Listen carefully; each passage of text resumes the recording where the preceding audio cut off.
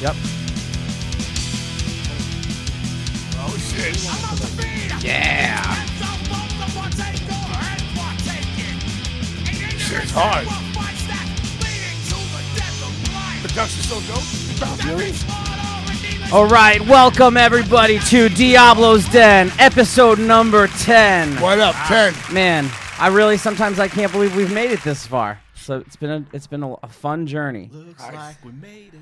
I'm your co-host, Jay Reason, and I am here with the one and only Lord Ezec, Danny Diablo, and Lord Jewish holding it down. What's up, Lord Jewish? Lord Jewish Star of David. Yeah. Yeah. So I'm really excited today. We have two guests. One's running a little bit late. But We have one guest right now. we're going to start with our one guest, who is one of my really good friends and one of my favorite like mid 90s, later early 2000s bands. My boy from Axe to Grind, Tom Sheehan. What's up, Tom? What's up? Thanks for having me. Thank you. At some point, I think we're going to be joined by Gavin from Breaking Burn. through that wall right Breaking there. through that wall. And we're hoping that that's going to be any minute. But we're going to kick into the show.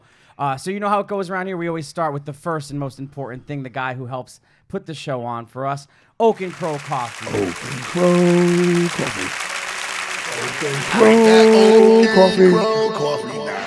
Buy my Oak and Crow And they do Coffee. shit. Oak and Crow Coffee. Best damn coffee in the world. Oak and Crow. Yes. Oak and Crow. So huge shout out to our boy Jake for always helping make this happen. What up, Jake? 10 episodes in and he's still taking care of us. So I want to remind everybody, please go over to oakandcrow.com, use the discount code DMS, and you're going to save 10%. And go get my Diablo's Dark Roast Coffee. We want everyone to go out and get How that. many people you know have a coffee company? That's what I'm saying, see? So everybody go out, check that out. If you have any questions on Coffee shipping line, whatever it's called. or overseas shipping, definitely hit up Jake. He's willing to do anything, and we're really excited to have him on board as our continued Thank you, sponsor. Jake. So thanks, Jake. All right, we're going to jump right into today's show, and usually how it goes is we're going to start off around the table just talking about all the things that have been going on and what we're listening to and what's happening. So, Ezec, why don't you start off with what have you been checking out? What are you listening to? Watching something? Anything? You know what? I've been drinking iced coffee. Good shit. I've been drinking a lot of coffee lately because I've been like really hustling and working and just like getting old. So a lot of iced coffee to just get you Yes. through the day. Yeah. So instead of music, just fueled by iced coffee. Music. I've been listening to a lot of Sade. Yes. She's great. I love her. She never ages.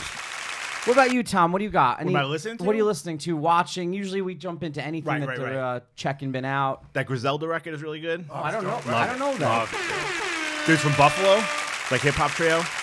Amazing. I got the new Mind Force EP that they did. Oh no, Ridiculous. it's not out yet. It's not out. Okay, I was Till the gonna summer, say, but it's dope. second. And I started watching that show Hunters. Oh, the Nazi Hunter. You watch that? No, Al Pacino's first TV show, right? Yeah. Is it good?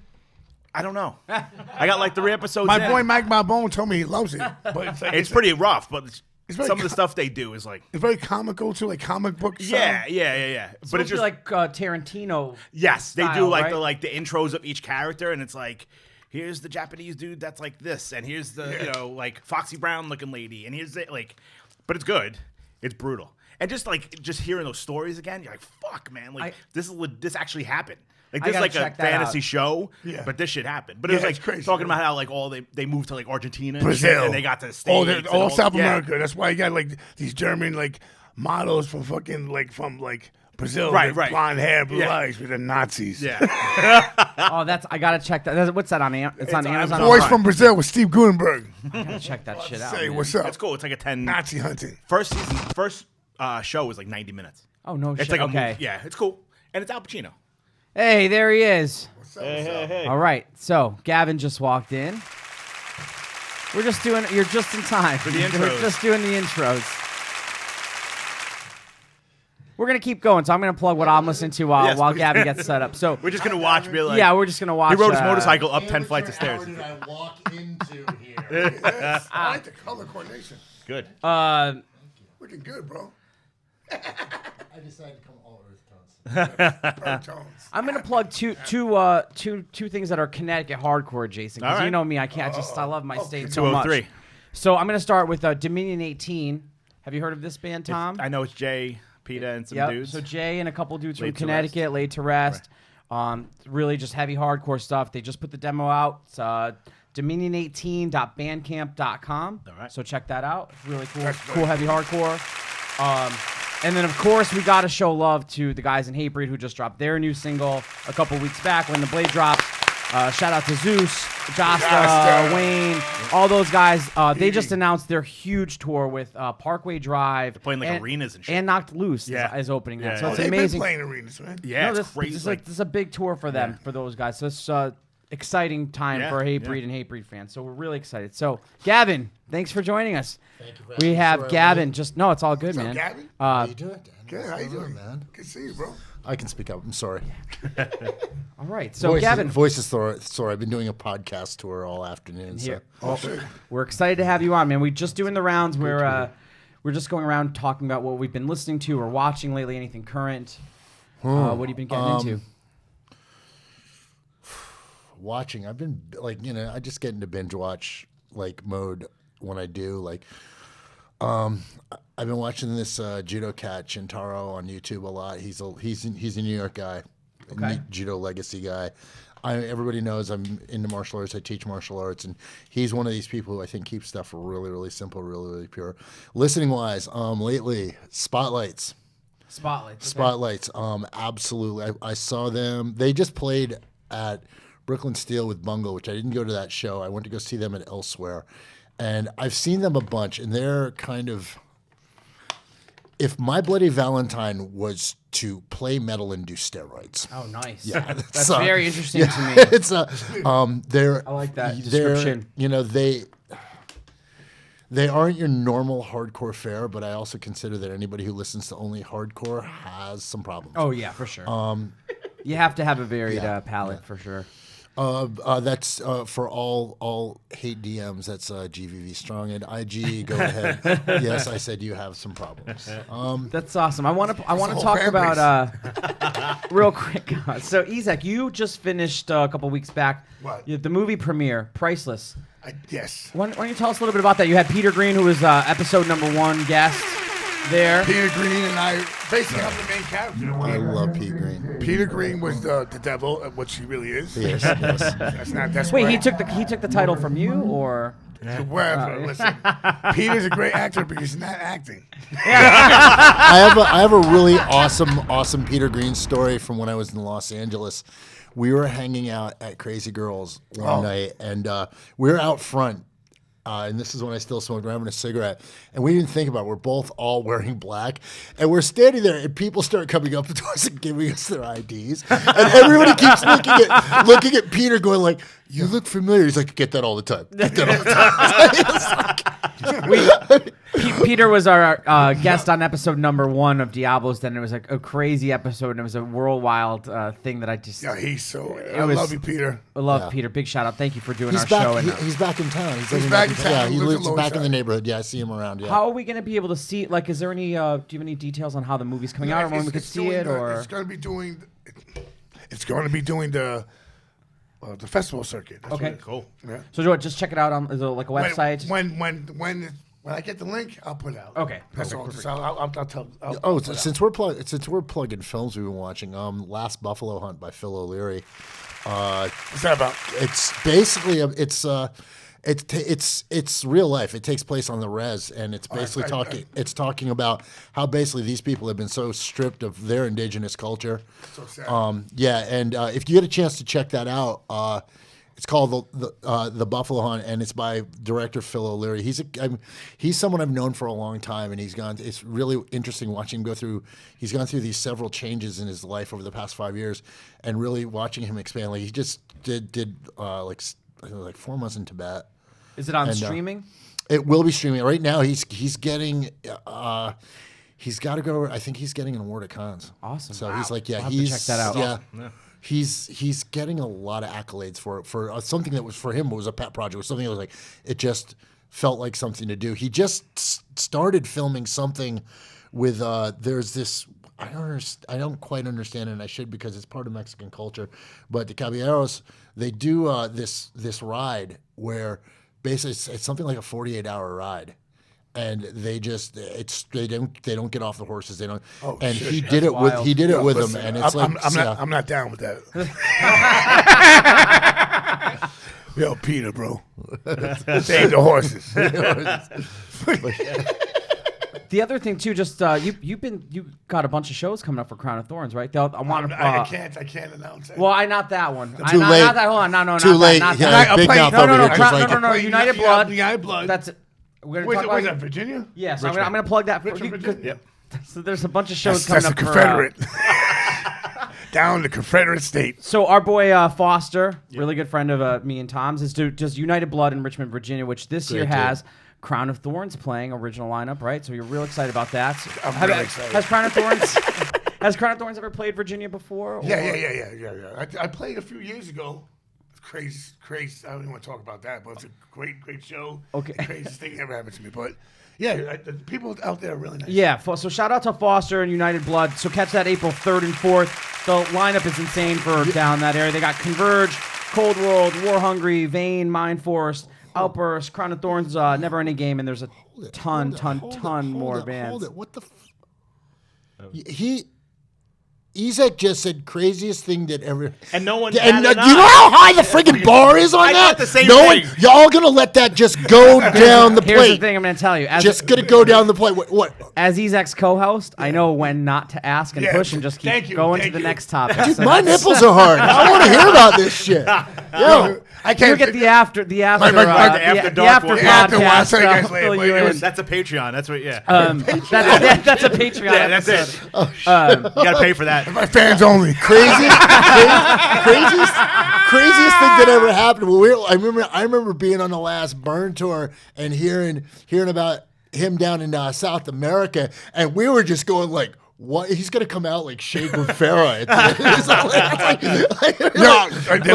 Shout out to Chile. All my people in Santiago, Chile. Between Che Guevara and Jim Jones. It's like, it's like Not to jump too far into the Burn thing because we are going to talk about that, but I wanted to say no, we're not. No, no, we are. And I wanted to talk about you three. dude, 22 years though, almost to the date. You guys played a show for me. I booked in New Haven, Connecticut. At the tune-in, yeah. So it's just so coincidental that here we are, 22 years later, like literally to the day, and I get to interview. So I'm Just so as excited. broke. But speaking of both Burn and Crown of Thorns, we have the Diablo Fest announcement as well. So Friday, May 15th at the Kingsland. I have it right here. We have. Everyone's on it? Oh, thank So God. Thank God for you. Friday, May 15th at the Kingsland, the Diablos Fest, which is always a big deal for us, especially here at the podcast. So we're kicking off Black and Blue Weekend, always with Diablos Fest.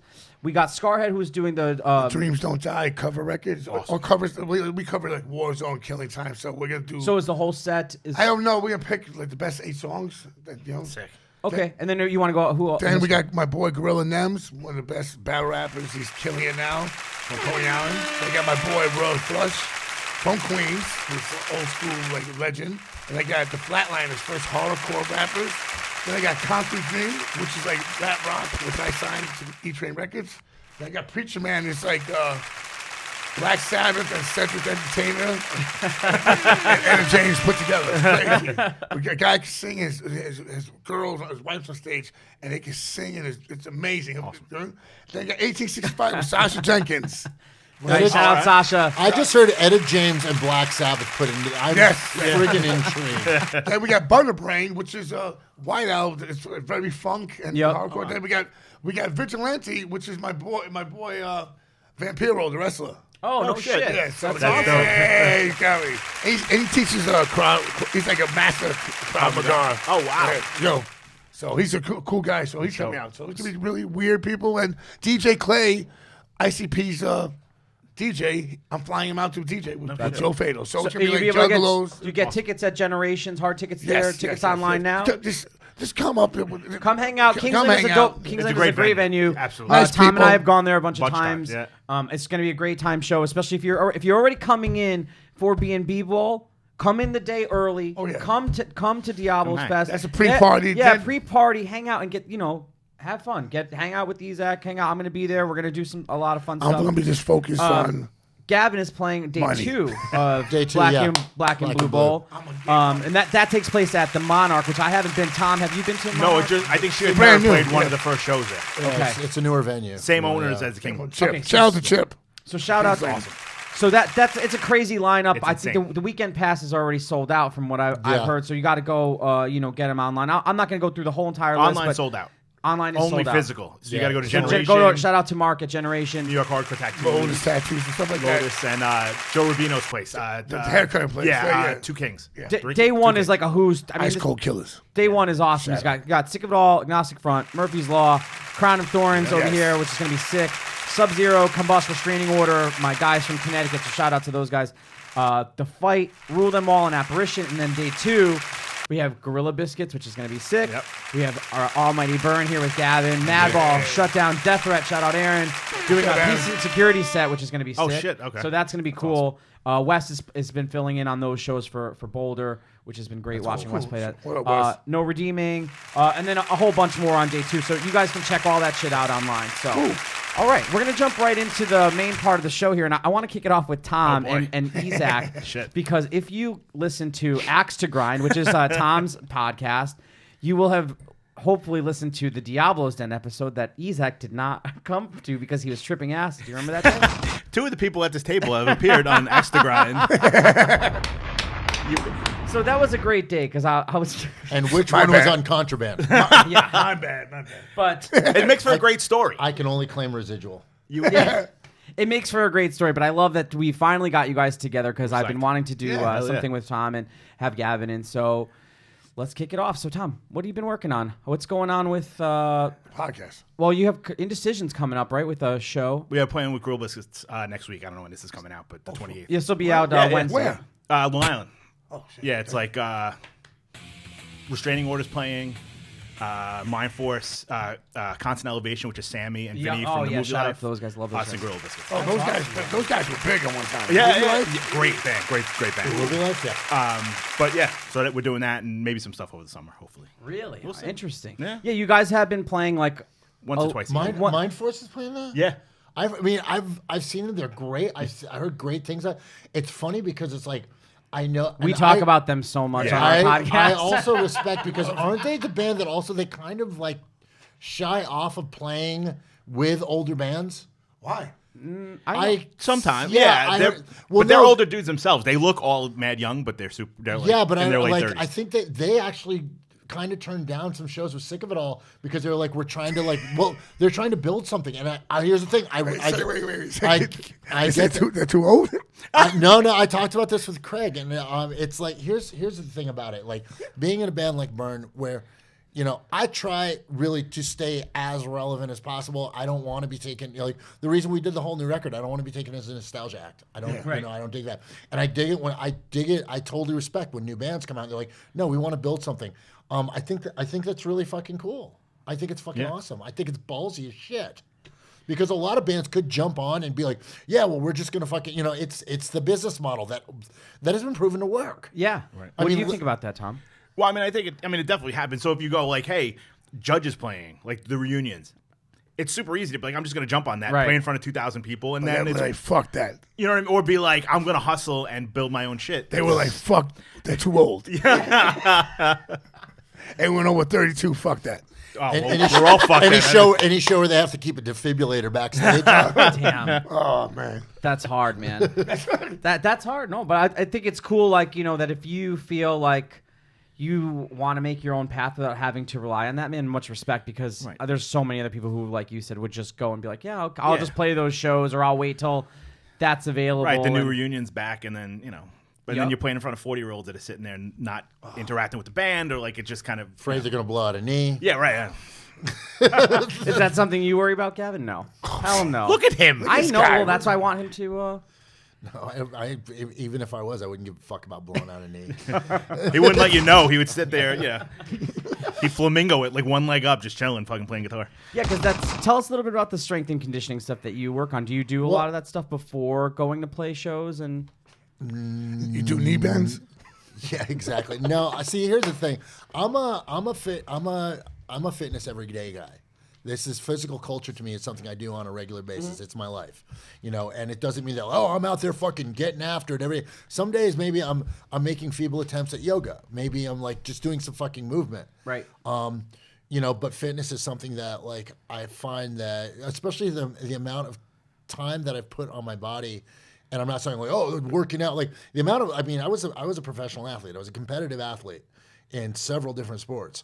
So I've got a lot of damage. So there's a lot to really rework that. And let alone, I came into that out of being just a street skateboarder, which, you talk to your average 24-year-old street skateboarder, they're already fucking, their ankles and knees are already fucked up. So it's like, for me, it's very akin to like, say if you're riding across the country on a bike, you're going to have to stop and like rechew the tires and like make sure the pressure's good and, adjust the handlebars. And that's what I mean by every day. Like physical culture to me is something that it's just built in. It's the center of my life. Without having that, everything else in my life kind of spins out of control. Were you always that disciplined growing up into that, or was it something that you... Very focused. It's focused. I hate to say it's like... People say it's a discipline. It's almost like an OCD to a point. Because here's the thing: I'm also very, very out about my alcoholism. I'm a huge fan of drugs and alcohol. I just haven't used in 18 years. I will straight up say that tequila and cocaine. I did a very low-level spiritual search on that for a long time. This is the podcast for that. Yeah. What's going on with you? But yeah, it's like, but the thing is that I held up. How do you think I kept the size on? By holding up such a fucking facade for so long. So it's like, I can train almost like I would jokingly say alcoholically, like, oh my God, well, I just recently, about 3 months ago, realized that I haven't competed in almost 15 years. And I still would have times where I'm pissing off at myself about not doing 2-a-days. Wow. Which is something like competitive athletes do. Right. Now, not just competitive athletes. I'm a 52-year-old man, so it's kind of like, yeah, fuck you, kids. It's you have to be a little bit more forgiving. And now it's things like yoga, Pilates, things like that, movement. I still love getting after hitting weights, and Craig and I, do pad work. He's one of my favorites. He's good. He's good. Craig Sattar is one of the best. Shout out boxing Craig. coaches. We had Craig on. Craig was a great guest. He was on. Craig is one of the best boxing coaches I know. He's very intuitive. He's as passionate about boxing as he is about his Science. music. Yeah, he's very scientific about it, and him and I train together, and it's just because we've known each other since we were kids, and it's just one of those things. It's like we bond over.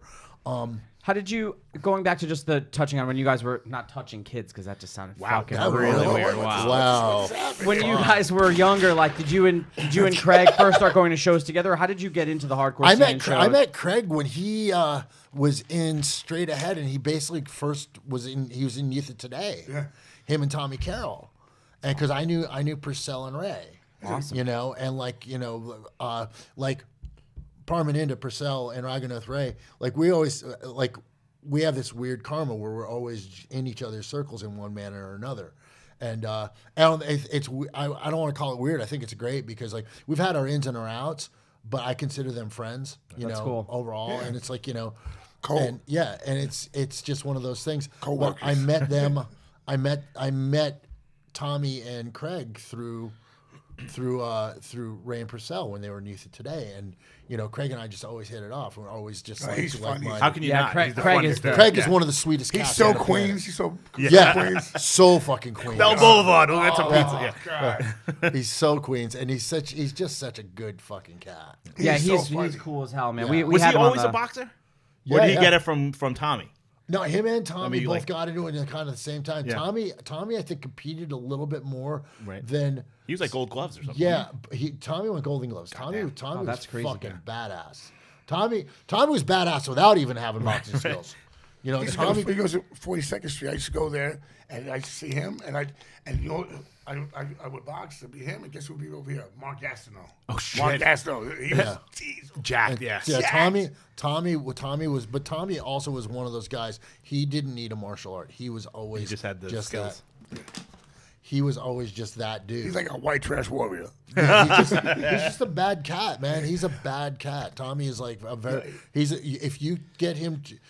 If you get on his fighting side, that's a fucking scary piece of real estate to be on, man. I'm telling you. I used to go after hours. He's a bouncer. I used to be like all coked up talking to him. I'm not going to mention all the names here. I'm not going to mention all the names in this scenario, but I watched the ultimate of what I would call hardcore unity when you had Paul Bearer and HR from the Bad Brains trying to haul him off of forcing someone's nose up into their brain. Wait, what happened? Not going to mention names on this. People who know. But you know what? Paul Bearer and HR together? Wow. Yeah, That's. at CB's. I feel like we need that At story, right, CB's. Tom? A little bit. I feel like I might know the victim.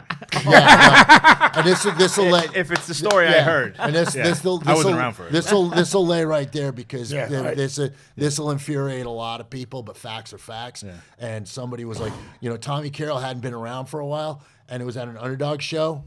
And someone was like, "You fucking long hair in the pit." And it happened to be Tommy Carroll. I know. who That's it the was. story. Yeah. Rest in peace. Yeah. So that's But Fuck. yeah, that was like Tommy is Bad dude. Tommy's a Crazy Irish motherfucker. yeah Iron worker. So Irish. yeah.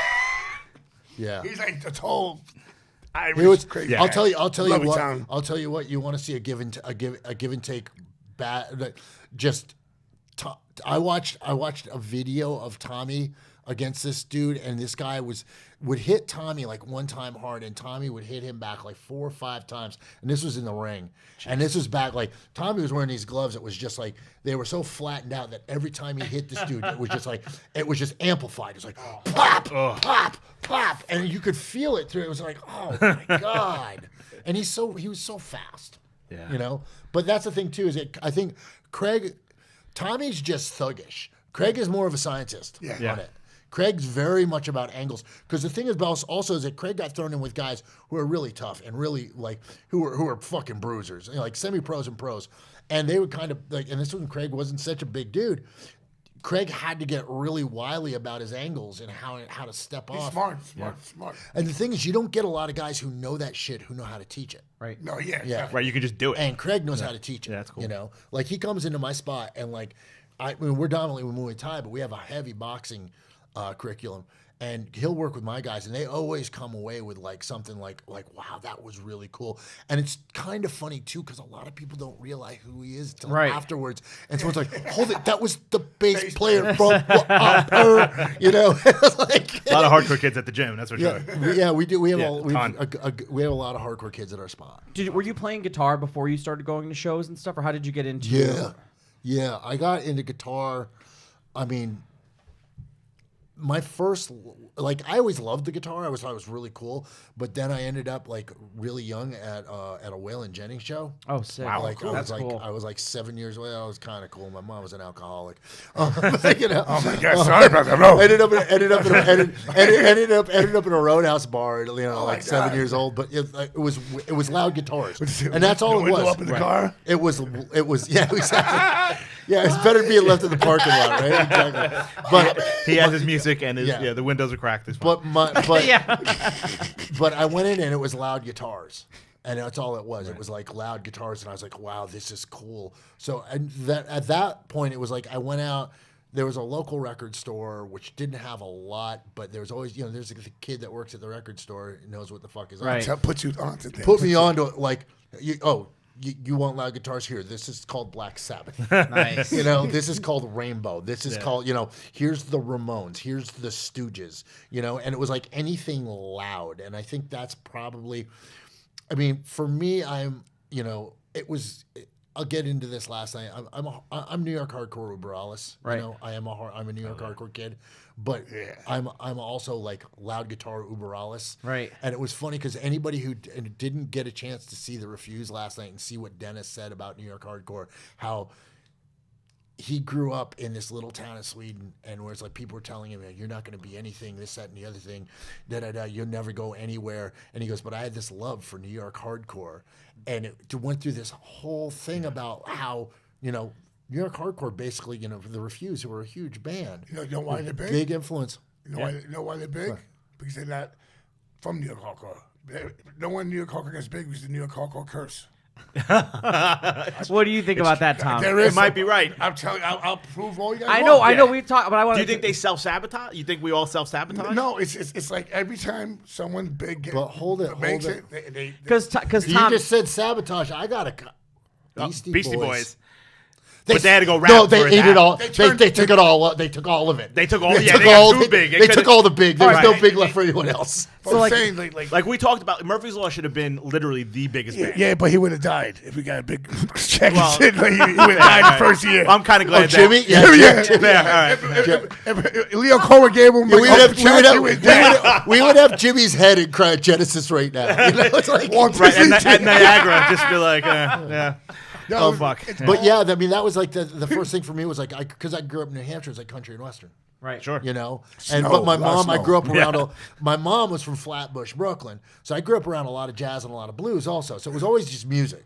It's everything. You know, it's everything. It's everything. And it's like I said, it was like you show me someone who's like, this is all I listen to, and that's Yes, that too. to me. And here's the thing in my life, like with physical culture, I get guys like, oh, my life is only about Muay Thai. Those are some people you don't really want to be around. They're not the fun person at the party, you know. And that's the thing. It's you have to The prophet RZA said it. Right. Diversify, motherfucker. Are you and Tom from the same neighborhood in Brooklyn at all? I'm from Sunset Park. Okay. Yeah. I'm not from Brooklyn. Okay, but you. No, I'm in New Hampshire. Bushwick. Okay, I'm oh, from New New Hampshire. Hampshire. Got it. New Hampshire, it's kind of like Brooklyn. No, but no, I nothing like it It's whatsoever. like Got it, northern okay. Brooklyn. Yeah. Yeah. Exactly. Except No, 'cause I heard that him, I gun, thought he that said gunshot sound. That gunshot sound was Iron Lung from Scissor Fight with a shotgun. Shout out to Scissor Fight. God damn it. Scissor Fight. Man, People I haven't talk heard, about that band all the I time. have not heard that name in a really long time. If Scissor Fight had any idea how much of a fashion influence they would be in Brooklyn, Beards, long hair. beards, long flannels, hair, yeah. flannels, and and toques. Yep. Yeah. True. They set the bar. Lumberjack chic. It's true. It is true. Lumbersexual. You know what? People like get so mad at the hipsters out there. I'm like, yo, listen, business is booming. Yeah. People are getting killed. It's Yeah. like, you know, Yeah. Everyone's having I, this you know, like, I have a kid, so like back in the day, like fuck this. But now you think about like, I don't want my son going through the same shit I went through. No. And No. there's like places to eat now. No, You know what I mean? Yeah, It's exactly. Not bad. You know, it's pretty all the right. world is different, and it's for me to say something like that. It's like it's when you get older, you understand what's really important and what's like I should have just let go a long time ago. You know, but then again, you know, some things. Dude, I'm glad. Same thing of being a father. Like my kid, modern New York has allowed my kid to be a way better human being than I am. You know, my kid has not had to do the grit that we kind of we it's like it was forced on. It's like we went through a lot of things, and it allowed my son to become more intellectual at a quicker rate than I was allowed to be. I wasn't I was like a Neanderthal until I was Yeah, like but 20. you're a smart guy. You always been like self-taught, smart. Yeah, but here's the thing about it, and everybody talks about like, well, you know, you don't get in the situation.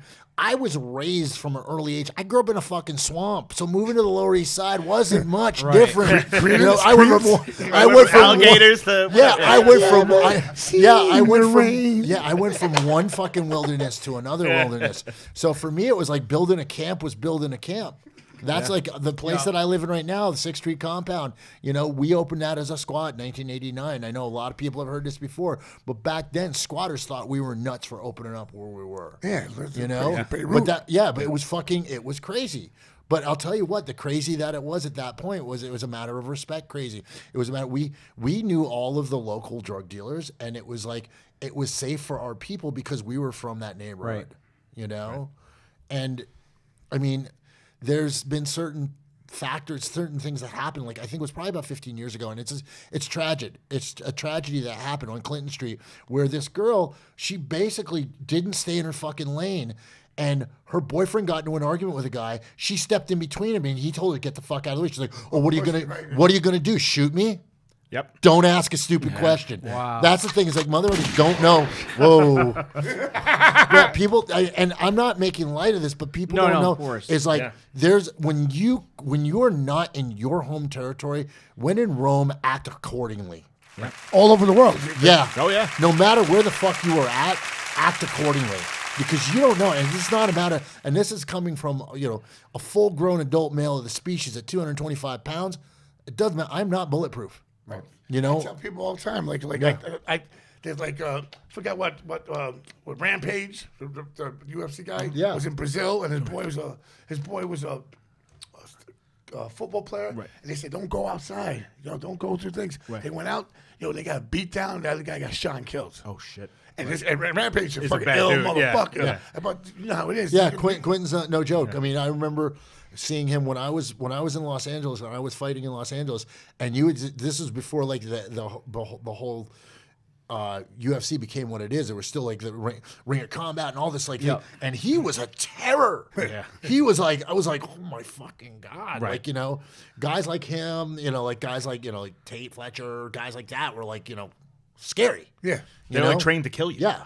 Legitimately. Yeah. Well, these dudes are, they train every day. But when you're Yeah. dealing with like, when you go to Brazil and you're in the favelas, yo, Fuck. shit ain't cute. Yeah. Shit ain't cute. I tell people everywhere you go, all over the world. First of all, being from the United States, people think like, oh, we have it so good. Like there's other places. They're like, well, the cops. I've seen people and they say like, fuck you, cop. And I'm like, what? In Brazil, a cop was shooting you in the fucking face. Right, leaving the street. They shoot little kids because the kids are so bad, and so fucked up, but that's what they do. You know what I mean? Yeah, they hunt kids. In Italy, I've been all over the world, and it's like so like I know when usually I'm with the guys who are the street guys, but I'm saying, but like I don't. There's some of these dudes I see who are big mouth like, yo, shut the fuck up, bro. Yeah. You don't know what can happen here. There's always someone tougher, no Yeah, matter where like- you go. Like real fucking mob guys, I Right. know. Like, and it's like I always tell people all the time, like it's like people. Everyone thinks they're tough, and when they're younger, like tough, whatever. The guy, I know a lot of people, and like there's a dude from my neighborhood. I'm not gonna say his name, but he's like this guy's like 75. He has an ankle brace on. This guy's fucking. He shakes down bakery still. This guy. Still moshes. No, I'm just saying, people, bikers, all that. Like, when I had green lights on me, people, I'm like, whatever. I don't give a fuck. I'm not. But this guy, when he looks at me, and Scam and I laugh, and Vinny Ali, we laugh. I told my girl and her father, said, when this guy, old man, looks at me, I'm like, oh shit, this guy he probably has like 18 bodies. He don't give a fuck about anything. He don't give a fuck about tattoos. And he looked at me one day, told Scam, he goes, why is his fucking shirt off? Get him off the block. I get off the block. I was like, bye. I'm just saying, that's like neighborhood things. Like, But that's the thing, like that's. I mean, I learned. and again, and it's not to romanticize, like, because a lot of people do get romantic about like the old New York, Right. But I'm quite honestly, being who I am right now, it's like I fucking love my life. I mean, it's like I've been through that shit. I've been through that shit. I don't want anybody else to have to go through that shit. I went through that shit, and hopefully I'll be able to teach somebody something so they will not have to do the shit I had to do to get to where I'm at. You know, and I'm not trying to like turn myself. I'm not anybody's fucking hero. You know, you're my hero. My hero too, a little bit. but it's not about that. It's about making a better system, making a better plan. You know, there's so many opportunities out there to do great stuff. And right now, for sure. I mean, quite honestly, with the current political climate that we have, we've got to support living artists, support living musicians. You know, Let's talk a little bit about music in particular too. I want to ask specifically about the first Burn EP. I'm sorry, I know I keep bringing up Burn, but that record to me was a very important one. I know Tom, of the to you most too. Wait, I'm drowning. I also got to record with Don Fury, so it's just a lot of memories. They're like, what do you have? Memories of recording that EP and it coming together and just. you do realize I was on a lot of drugs at that time, right? There's not many memories. Just trying to get Great sound. That's the production. thing is that's so for dope. kids- Drums. Well, here's the thing about The thing is, Gavin, like kids from my era, like we. They we went grew to up Don listening Fury for stuff like that. We went there Because of because him. your record was done Right. there, so it's cool to sit here now, all these years later, and while there might not be memories, just I looking back think at it. what you it know? was like there was an urgency on both ends of it, from the band and from Don. because we had a limited amount of time. Because you've seen that studio. Yeah, we were there with the rat cage with the Yeah, I mean, and it's like there. we had a limited amount of resources to do what we needed to do in a really limited amount of time. So I think that urgency is there, and it's things, and it's not. I'm not at all putting the Bernie P on the level of these things, but it's the similar recipe of the Bad Brains cassette, the Cro-Mags demo, the Victim in Pain. You know, yes. Yep. There's a capture of urgency, and I think it's something that makes like purist New York hardcore so fucking beautiful. And I'm a fan of layered production, and I love some prog rock shit. Yeah. You know, and I love that. But there is a beauty to that is so, you know, just I think intrinsic of the culture. And I think Don captured that For sure. beautifully well. And I think by the time It holds up so well Yeah. still, right, Tom? I mean, till this day. it's- 100%. I think by the time he started getting with things like Gorilla Biscuits to where you had someone, it wasn't just Don kind of corralling, like, you know, you got like Burn, you have like 4 fucking kids, you're putting them in a room, and it's like a flaming cat ranch, you know? Wherefore, with Gorilla Biscuits, you have someone like Walter who is so amazing and calculating and understands, like, he knows what he wants it to sound like, and he knows how to get it there, and he knows what to draw from the person to get that. And I think once you got that involved with, and that's what makes that Gorilla Biscuit stuff so fucking good. Yeah. Walter's a genius. Walter's a Yeah, genius, man. yeah. Master. I hung out with him last night. It was just fucking. It was great. He's a funny guy, too. He's such a sweetheart. He's another guy. He's just such a good dude. And I mean, it was, he's done so much cool He's music. like the New York too, yeah. hardcore David Bowie. Yeah. Yeah. He really is. Moved to Berlin. I would Writes music. I would put him more on a level of a Peter Gabriel. You know, because I love Peter I think Bowie was much more about the spectacle, where Gabriel is much more about the sonic. And Gabriel's it's dope. not taking anything away. I'm a huge Bowie fan. Yeah. But I think Walter has this gene. I envy it, and I've worked with him before on stuff, and it's just so cool to see his process. Oh yeah, that's one of those things. Like if I was ever in a Quicksand, band bro. again, he'd be like a dream dude to work with. You know, But someone else who's like that in a similar way, and again, bringing up spotlights. I worked with on the last Canonized record. I worked with Mario Contreras, and Mario is like, so he's kind of got that same method, and it's interesting to see people how their methods are and how they work, like, you know, the different ways, like working with Travis Bacon. You know, I did some recordings where I've got I got Tucker Rule from Thursday and Manny Carrero from Glassjaw. on these tracks. Nice. Yeah. It's Good kid. a room of Yeah, a he's room. He's a Puerto Rican Jew, A right? room of beautiful monsters. You know, that's what it is, especially with Travis Bacon as an engineer on it. And it's just such cool stuff. And then there's stuff I did for Canonized, which this is all unreleased stuff. That's some hard stuff to Canada. Yeah. Yeah, we're gonna talk about it. Yeah, No, it's cool. But I recorded some stuff, and I'll tell you what, man. There's a studio up in Burlington, Vermont, run by Uriah Hackney of the Hackney family. These guys are punk rock legacy. Uriah Hackney can get fucking sounds. Yo, homie he lives in that room, and he is so fucking good. He's so good, and I will urge anybody to hunt him down to work with him because, like, let alone the vibe in that studio is awesome, and a lot of it is down to vibe. You know, and he is someone who just understands sound. Right. You want an engineer who understands sound, how to layer it. You know, really important. You know his brother, Bobby Hackney. Bobby Hackney. Oh, He was in a band called Common Ground. Yep. Yeah. And his like relatives were in They that were- band Death. they were That, in like Death. OG Right, punk right, band. right. Yeah, from Detroit. Yeah. Yeah, That's them. Yeah, those crazy. guys, and that's have, like, one a of the things legacy that, of- for the longest time, I've been trying to get them on shows with Burn, but promoters are reluctant. Why? But more mature promoters will put them on fucking MC5 shows for fuck's sake. right. You know, they'll put them on, and these are guys that are looked up to by like Ian Mackay, fucking Jello Biafra. These guys, I mean, Rough Francis is a fucking dope band. awesome. And I don't think they get anywhere near the credit that they should get. And I think New York is a market that just really needs a band like that. Can I ask you too about why isn't the Absolution stuff on streaming? Got a lot of people asked me. I told them we were talking to you today. Oh shit! I mean, this stuff is so sick. I mean, I don't. It's on YouTube, but there's not like a. Well, because Temperance put it out, right? Reissued everything. Temperance put it out, and then we did another EP with another small label. I would talk with Gingy about doing it, but Gingy's right now. And Gingy would probably be pro doing it. He's just not pro playing live shows. I don't think it necessarily needs live shows, but Tom, back me up on this. This record 100%. needs to be on 100%. stream. Like I will help you get it on. Let me broker the deal. Well, here's the thing. 10% off the top, right? I do not clear any.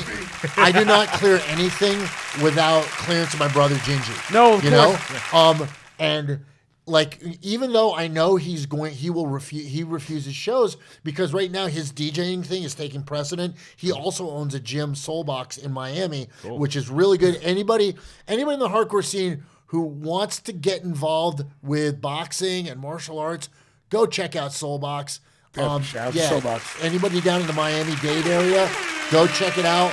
It'd just be cool to have it on streaming. It doesn't necessarily have to be tied into like a live show. No, reunion or absolutely. something, I will talk with Gingy, and if we can make that happen, let's push that forward. I'm just happy to help corral it into the work. Just for the culture. Me and Tom and talk about this, you know, and again, when I posted saying that I was going to have you on it, I got so many people going, ask him why the Absolution stuff's not on streaming. And I was like, I apologize for that, but it's like, like I said, my life is kind of like right now. It's kind of like it's like juggling flaming cats. I have a lot of flaming cat analogies. By the way.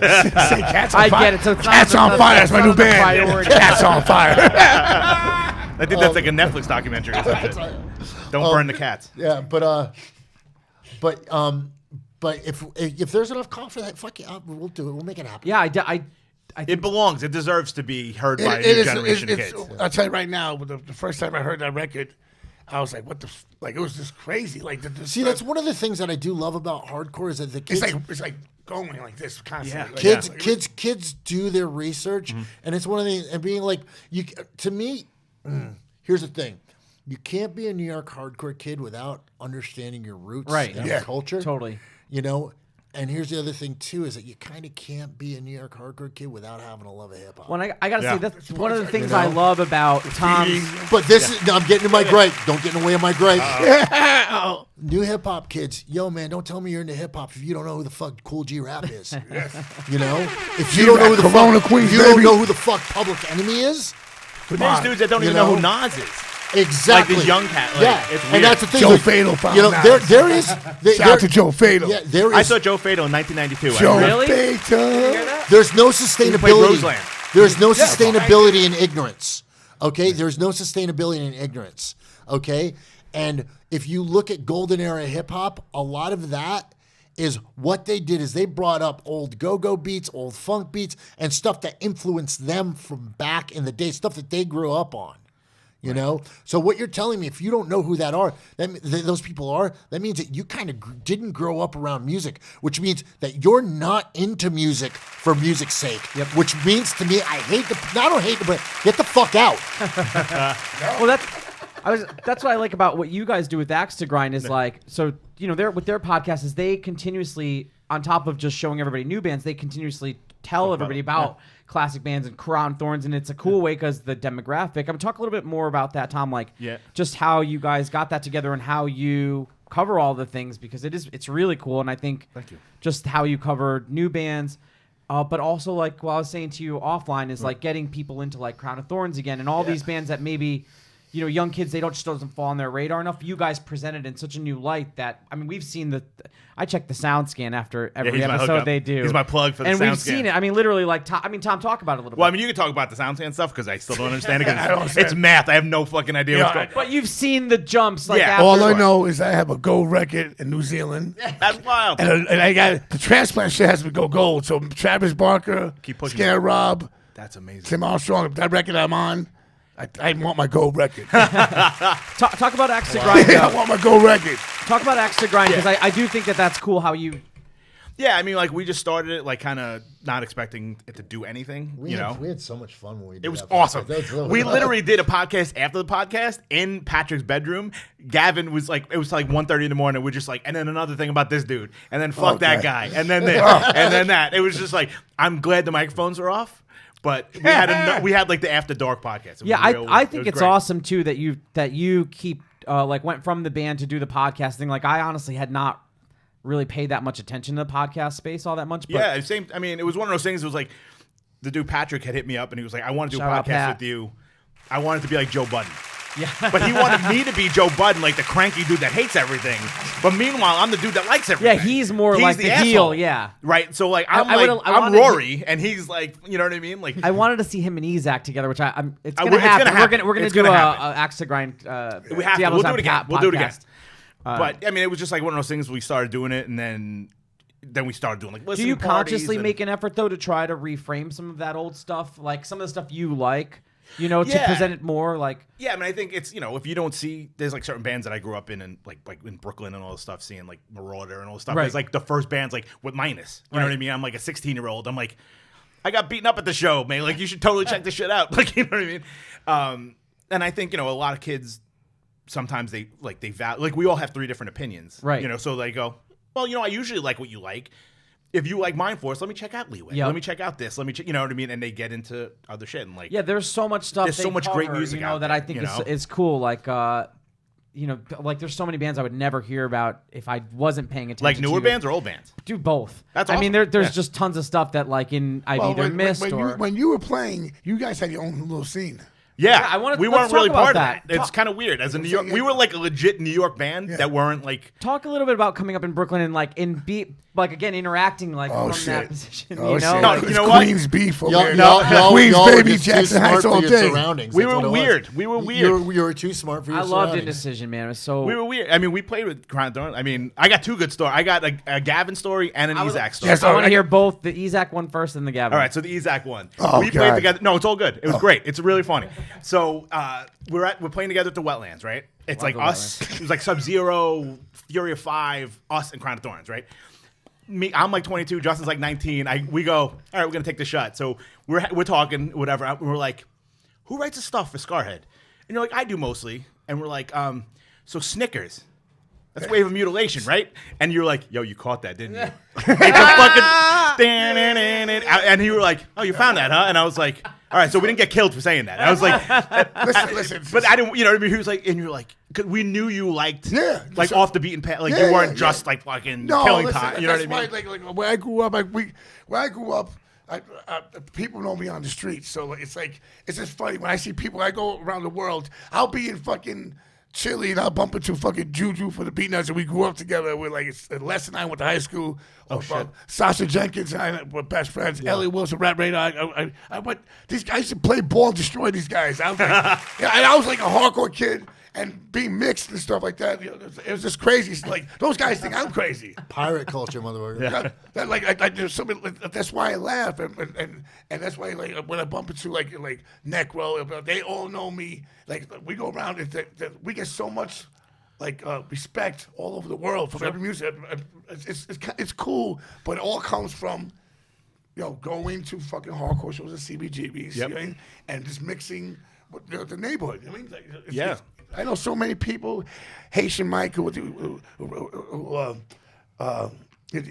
this, Slaughterhouse. I know him from with my man Koopy. They used to do stuff, street shit together. It's like we always talk shit because like where I'm from, people know what I do where I'm from. So it's like funny when people say crazy stories. I'm like, hey guys, people think I'm like 6'6" and tattooed and fucking like steroid. I'm like, hey, what's up, guys?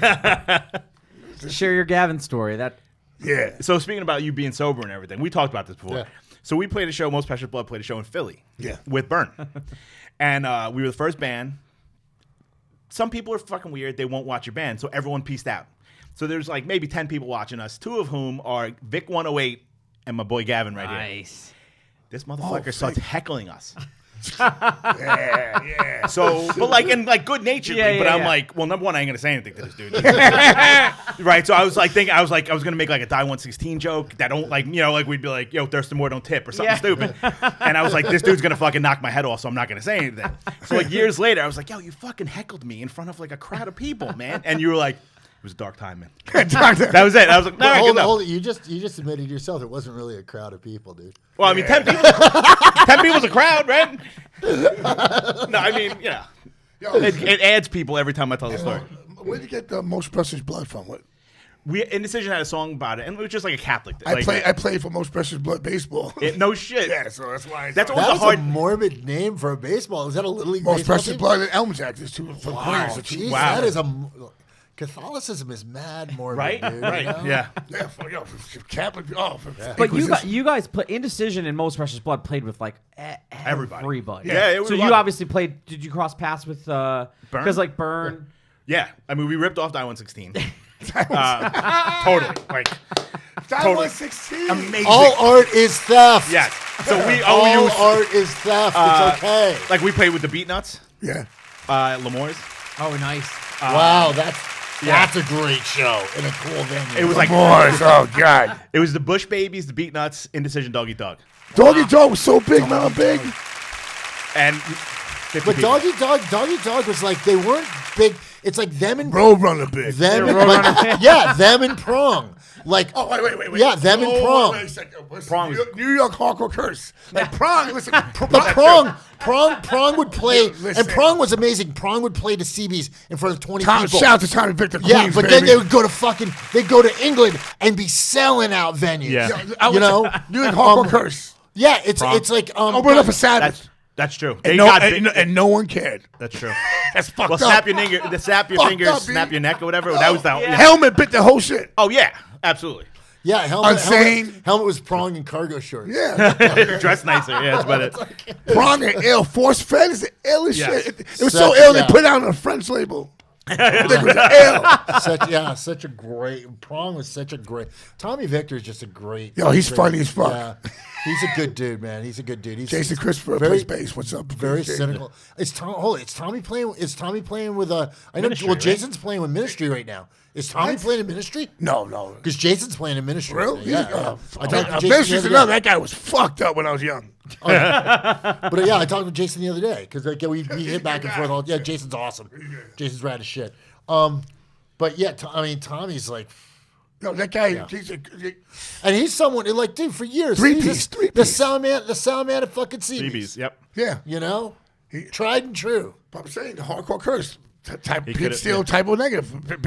Ben well, he dies. It'd be like True. like As soon as Carnival. yeah. I'm saying like Yeah. everyone. Like, I know I got the curse. So I got signed to Travis Barker. I got signed to fucking Tim Armstrong. I got $40,000. And I did so much cocaine and whores. But I set up shop on the West Coast. We have a DMS chapter. I'm waiting Right. to hear where you went wrong. I went wrong with Okay, $40,000. Okay, delegated amongst women and contraband. Okay, then what happened? Where lawyer fees. How could that? You got lawyers involved. That's what money does. I just See, litigation just sucks money. I had to pay $2,500. It was supposed to be $10,000, but this guy's from my neighborhood. My boy's a cop. The guy who wants to do the case. I had 4 Who felonies. the fuck did you hire, Salino and Bart? I had 4 felonies, and it went down to a disorderly conduct. Shit. I had to pay $2,500, and I was like, "Yo, peace, nigga. Nah, nigga. Well, good money. That's money well spent. Money." Oh man, it's just like I'm telling people right now, like, this it's not worth it, man. I keep saying that, but like 6 months ago, I keep getting stabbed every year. Still, I don't listen to it. It's like every year I'm like, growing older, but sometimes I just like fuck this shit. You know what I mean? I'm tired. I can't take it anymore. No, this is the year we're gonna focus it. We got stuff worked out. I need for, a life coach with me. Guy, when I pay you, come around me when I make money. Me and Craig. You and Craig. Oh, Me and Craig. I'm touring with that guy. Oh my God.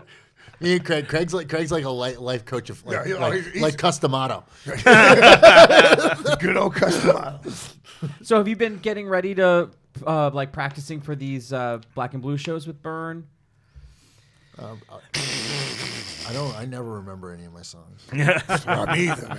I don't. No, I've been. We haven't been rehearsing. I've been practicing at home. Because there's a couple last shows you guys did were a couple years ago already, right? Yeah, I mean, We played the Wildings. Do or Die was. Yeah. What year was that, Tom? 2017. Do or Die was 217.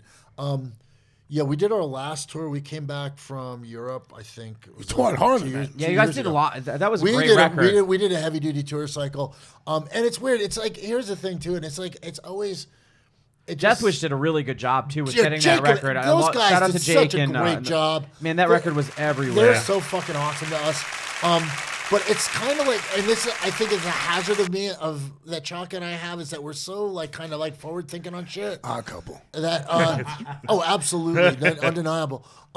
That we're Shout out to Woodside like, Projects. People like we'll put stuff out and people won't get it for like maybe Years. 2 years or so. And like recently, I've had people coming like, "Oh my God, that Do or Die record!" So I'm like, "Where were you when we were doing on tour?" That bothers me. Yeah, it drives me nuts. Like, well, Die 116. Where the fuck were you? Die Yeah. 116 is like we like, and I'm not trying to be like, Profound effect.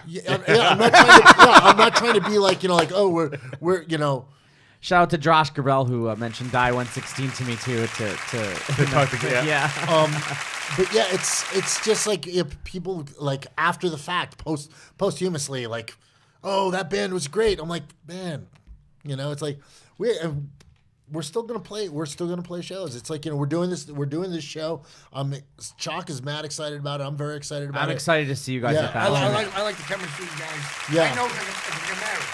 Yeah. You make something like I mean, like I said, going back to that show 22 years ago, I remember getting that call from Tim Bohr, and he was like, "Do you want to book this show for Burn? It's a reunion show," and it was I was like, I didn't even wait for the rest. I was like, yes, I had let's some- do it. I had some crazy times because we in were supposed to Connecticut. do. It was supposed to be a live record on Revelation that that never came out because I think the sound guy at the tune-in fucked up the Fucked recording. royally. Right? Oh, Can you tell me really quick? Because You're Coco Curse. that was my Chaka was fucking heartbroken over that because Chaka. that was my club growing up. So Yeah. we Yeah. were so excited. And then I booked the show. Chaka and went through a lot of painstaking as to make sure that would happen, and I remember we came off the road and he's like, "Where's the tapes on this? Where's the tapes?" And he gets the tapes and he goes, gone. and he's like, "They're fucking what there was unlistenable." Yeah, dude, they had Ace do it, who was like this old guy. It was Right. the lineup was In My Eyes, Fast Break, Voice of Reason, and Burn.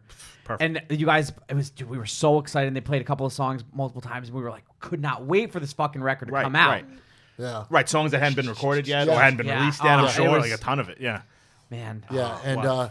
that was tough. I mean, thankfully I was well insulated in drugs and alcohol, so I really relaxed into the crash of that one. but I was always Underneath so the bar at Vasex on 7th and B. I was always so grateful to catch Burn, because obviously, I had just gotten into shows after you guys broke up and stuff. So it was awesome to not only book that show, but then to see the band and then. Again, see you guys still doing new records like the Do or Die, which I thought was fucking amazing. I thought Hard album. Kurt's Kurt Blue. Kurt Ballou the is production is so sick. fucking fun Yeah. to work with. He's such a fantastic nerd. The title track "Do or Die" I like a lot with Yeah. that super tribal. Yeah. That Yeah. shit's fucking awesome, man. Yeah, I wrote that record in a matter of it was kind of like I have a particular MO of working when I write. I will pick. I'm an early morning creative guy. Yeah. I'll wake up at 5 o'clock, take out the dog, have coffee, sit down, and boom, and then I'm an hour and a half straight to the book.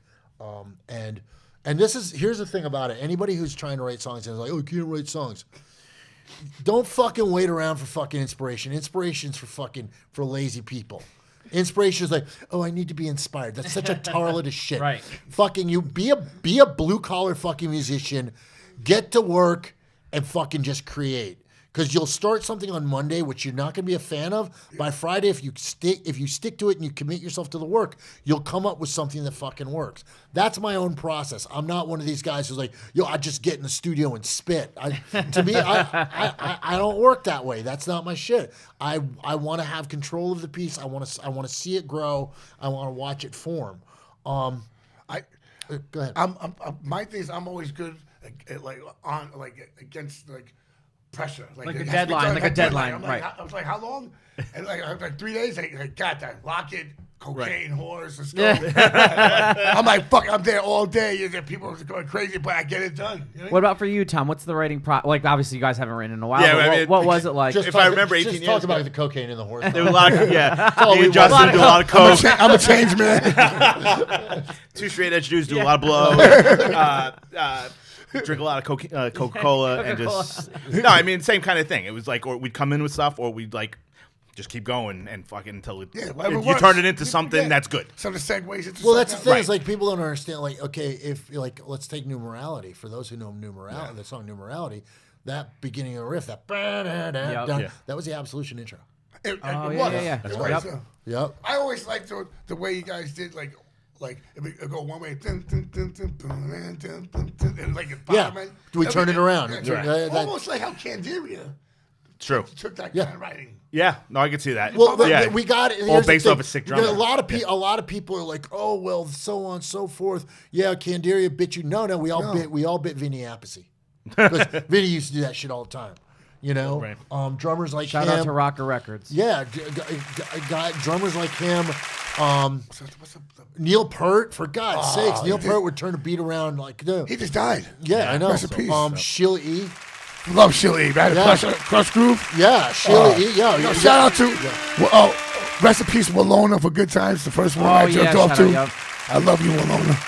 Janet, Yeah, the boy. it's like if Damn. you listen, and I know someone's out there going like, "What the fuck, Sheila E?" Yo, Google that shit, I kid. love Sheila Yo, E. bless yourself, bless yourself. You know, exactly. The glamorous Crush life. Groove. Yeah. Crush Groove. Listen to the beats. Listen to the beats. You don't have to agree with the lyrics, but if you're a songwriter, Puente, John. listen to them. You had Tito Puente. All Oh, that. He's Yeah. a illegitimate daughter of Tito Puente. That's what they used to say. She was insane. You know, it's like you can find inspiration in anything, but don't wait around for fucking inspiration. No. Just get the fucking work. Get to it, yeah. Yeah, work with different people. Yeah. Don't be like these guys. Only go one engineer, One lane and and they one- don't talk to anyone. Like I work with everyone. Like I'll go to the studio. Me and Muggs will be up fucking doing stuff. Then I'll go to Stack Selector. Then I'll go to fucking Sick Jackin'. You know, Juju and Les will make beats. Like, it's like then I'll go in and do with me, Adam from Lords of Brooklyn. We do the guitars and everything. It's like I love putting the music together Yeah. and getting people. And you together. got to be prolific about it. And the thing is that don't wait for it. And here's the thing: a lot of guys from our era waited around for, oh no, the song doesn't sound right. Here's the thing: the song is never going to sound perfect to me because I hear something, and it's going to be perfection is a fool's chase. Right. Okay, but this is one of the things that I love, and I love this about house music, and I love this about hip hop, is that you can release a song, and you can remix it, and you can change it up. Like if you listen to like the first Annie Up, which is like you listen to the original version of Annie Up, Yep. ain't nothing like that fucking the one that's Busta big. Rhymes Yeah. version. Yeah. Right. Yeah, you know, it's like True. That's like calling out hidings in that video, right? yeah. So it's like, you know, it's things like that. You can always go back. Shout out to Fame. And the artist should always have the ability to go back and recreate that, you know, or rebuild or strengthen that song. You know, that's just my personal Right, and you opinion. kind of did that with a lot of the older burn stuff that made the LP. Yeah. Right, you Yeah. got to and Yeah, even when you play them live, they're different. Yeah, I think Yeah. a song should be allowed to grow. Right. You know, like anything. It doesn't, like, people get really caught up in, like, oh, People it get didn't mad. sound what? People get mad. Sometimes Yeah. People get really mad. You know what I really get mad? I always got mad at live recordings. I don't know why. I'll be like, yo, what the fuck? Especially if the band just sucks live. I'm like, fuck this. I don't want to hear this shit. No, it's true. But, I mean, I think a song should be allowed to grow. Yeah. You know, and I think also, musicians should be, should be able to fucking put out a record that maybe isn't good and not be slaughtered for it. Yeah. Because that happens. People are like, oh, that record sucks. Fuck them forever. And then it's totally written You know off. why? Yeah. Then 4 years from now, you'd be like, oh, that record is amazing. I don't Yeah. know why I didn't Well, like exactly, it. but that's the thing. But the thing is, like, Happens all the time. we were at last week at American Nightmare. American Nightmare, Yeah. and Ceremony played. Right. And Ceremony, like the first time I heard Ceremony, I was like, oh, they sound like They were Infest. a hardcore. Yeah, they were Yeah. a hardcore band. right. Now And- they sound like new wave. Now they sound like Devo. Yeah. Yeah. And I think Yeah. here's the thing that I think that the younger generation is much more forgiving and much more allowing in that factor. Oh, I said of that. like- I said yeah. that to Tom. I was on when I was on Axe to Grind. I mean, just to talk about my band, The Distance, for a minute. We did a straightforward hardcore record, but then did kind of a more rock. Yeah, but you were. But it was funny though. Had more little swag, like emo too. But it's funny because now bands do That's big more commercial type stuff than we do, and it's like they're so people are like, oh, this is so fucking amazing. The dude from Ceremony was up there with a guitar. Yeah, like it's crazy. It's like legit. It's crazy. Yeah, he like a plays Herbie. Show me the body. He has a weird band. Yeah, it's like. Oh, I love Show Me the Body. Cool. Dude, that dude is like He's talented. That kid. Dude, he is punk rock. He's hardcore David Byrne. He's like He is hardcore David Byrne. Yes, he is on that level. That's I love them. They played. I had them play. We played with them. We played with them. Yeah, it was fucking. Their shows in Connecticut are crazy. They did like a warehouse show. Yeah, they're huge. I never heard of them really till. But here's the thing that I love about them. Shout out to Show Me the Body. They and people are like they call people like they're a New York hardcore band, and people are like, well, they're not hardcore. Yeah, they are. Yeah, they are. Yeah. Well, they play crazy shit, bro. Don't put our syllabus in a thimble. Right. Do not. It's like that's like saying that Crucifix is a hardcore band and X is not a hardcore band. Right. They're two totally different bands. Right. Two totally different sounds. That's like saying the Adolescents are a hardcore band and Discharge is not a hardcore band. Discharge is hard. And they're both fucking awesome. That's the thing. Hardcore has become this expansive. It's like the two, and this is one thing I love about New York City, is that we have helped to create two of the most influential styles of music, with hardcore and hip hop. Yep. Okay, but we have to give credit where credit is due to where hip hop would not exist really if you didn't think about Go-Go, which comes out of DC. DC. And hardcore would not exist if it wasn't for D-Town, fucking for Detroit. Right. For the Stooges. The Stooges were hardcore way before hardcore. And I know everybody can go like, oh, well, Johnny Cash and blah, blah, blah. And there's like Link Ray and blah. Black Sabbath. That's yeah, Bill Ward. Original Mosh Part. Yeah, yeah. Absolutely. But the thing is, it's like, the influence that these two styles of music have had is just mind-blowing.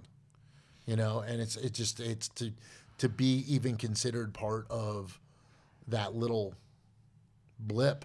Yeah, it's the Rev Classics. Like the Burn record is right. I mean, Yeah, you guys. It's funny because it's like on the first wave of Rev records. That's one of the stages. Rev guys like it's so weird because that's the whole world I never understood. That sense, like I go to California, right? And I walk into the see to my generation because those records were what was available, like that and Victory. It's like those were the ones that we were exposed to the most. Victory records. But you know what I'm saying? Like you could go to Sam Goody and get you could get Burn or Gorilla Biscuits and a Warzone or Earth Crisis and Strife, where it's like you might not find a Profile or a Triple Crown record, or That's something true. like that, which was Triple Crown.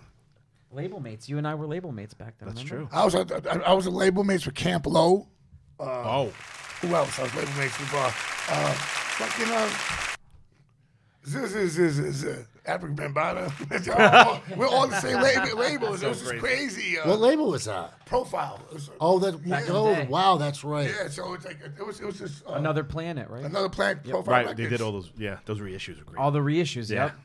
And the Sunday matinee. The 2-in-1s. Remember they did like Fred Feldman. Yeah. Yep. Smart. Awesome. Man. Well, you want to talk Sunday matinees? We got to put a shout out for Drew Stone. Shout out Drew Stone. Drew is on our show. Yeah. Please smile more, Drew. Drew is doing his due diligence at Niagara. I went by that show. I walked by the other day because I live in that neighborhood, and there was all these new kids, young kids, awesome. young, really fucking just exuberantly happy, fucking just psyched to be at a punk rock show. It's so good to see that because I get sick of the sad faces of you guys like, man. And no, I'm going to go out on a limb here again. Gavin was out on a limb. Just Danny, will you just send out some tequila and some cocaine to the end of the limb? But here's again, if you're going to a hardcore show and the hardcore show is the only thing in your life that is any good, we are not doing right by you. Okay? This should not be a hater culture. This should not be about like, oh man, this is all I have. No, this is something that you have, and this is something that is awesome. Now, special. Build on that. Right. Special. Yeah. Build on that. You have a great community around you. You have, like that's one of the things that makes the hardcore scene great is that we have this community. We have these friends. Oh, You know, you see, and I love it when you see someone who's like wearing a fucking, wearing an Indecision shirt. There's a flag. Go talk to that kid. Right. Well, That that's doesn't what, like I was happen saying much about, anymore, about even just about the Axe to Grind, Tom's podcast. Like, there's people Thanks that for I'm keeping going friends back to with. that. I appreciate that. Well, I'm just saying you're plugging that because- shit. I like that. just That's because good. he's pro. He's I'm in Grind. they have a group, and again, it's one of those things where it's like I've connected with so many younger kids that I'm able, like me and Ezec are talking about one of his new projects for later in the year, and it's cool to just be able to get an opinion from a group that's so much younger than me. Yeah. So it's cool a that cross all section those of everything. Yeah, you're young. Yeah, and yeah. But when you think about it, like to me, there's already Right. 2 generations Yeah. below me of kids. Yeah. I was just talking about there's a legacy Connecticut band that I'm going to help do a reunion show for, and I can't say it yet because we haven't signed the contract yet. But Wow. the opening, it's the one I just told No, you about. no, But one of the bands that we'd love to get that they're going to probably open is Anxious, and I don't know those kids. They're like so much younger than me. Yeah. They're like 3 generations. They're like 22. Was it Pale Horse? Oh, Pale Horse, shout out Pale Pale Horse from Connecticut. But Connecticut. that's like my generation. Yeah. So even since then, like now, like what'd you say? Anxious are like what 20-year-old Probably kids?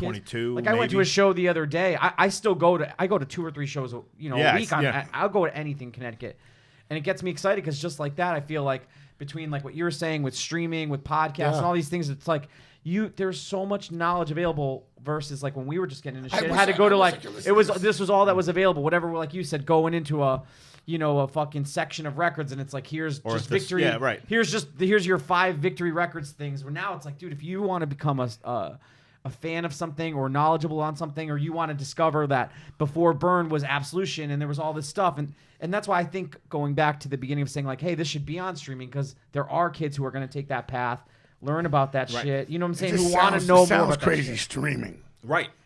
Dude, it's Nobody listen, needs LPs anymore. the whole That's thing is fucked crazy. up. Crazy. But that's the thing is what I want people to get over is the hating on success, and people being like, people fuck, hate. yo, fuck fuck that dude, yo, he's doing.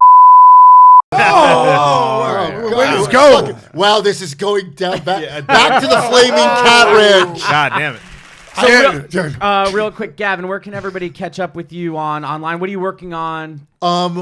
My focus right now is really Physical Culture Collective. That's my gym. What's the website? The website is www.physicalculturecollective.com. That's also Physical Culture Collective at IG. You need to reach me direct. It's GVV Strong at Instagram. DM me if need be. And then we're gonna catch you Fine, at so- Black and So Blue, well spoken. right? So well spoken. I had Black and Blue, coming up. It's going to be awesome. Also, Any new Burn canonized? NYHC, Burn NYHC at Instagram. Also, I gotta put this out there. Also, Chaka just released a new song, new Ghost Decibels tune. Shout out. out to out, Chaka. Chaka. Check that out. He's at Ghost Decibels on IG. Send him some support. Freddie Alva's putting that record out. Shout out to Awesome. Freddie Shout Alva. out Freddie. Yeah, Jackson Heights, baby. yeah. And what was the question? What else I lost- other than the Burn show? You Oh, gotta I was gonna say. So next time we'll see you on stage is the Burn show, right? With the Burn Show, yeah. I'm not putting. I've no desire to put Canonized on stage this year. Okay, so just- I've had some awesome offers, but right now it's like the thing is with Physical Culture Collective.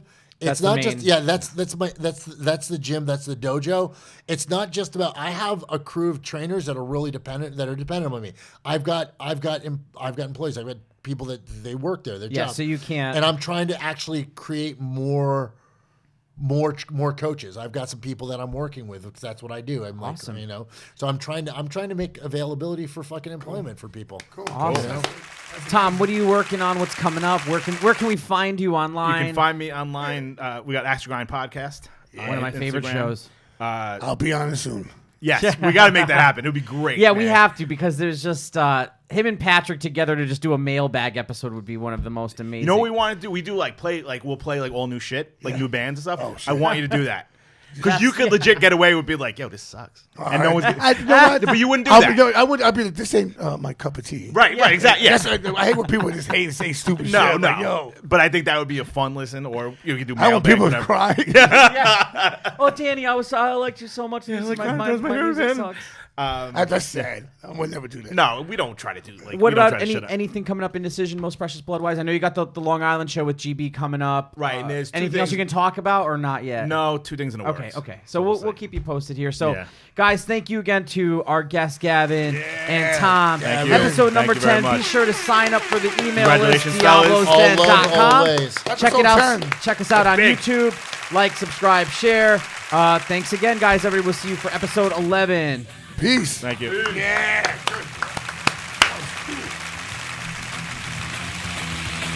Made it. But no time I will sacrifice.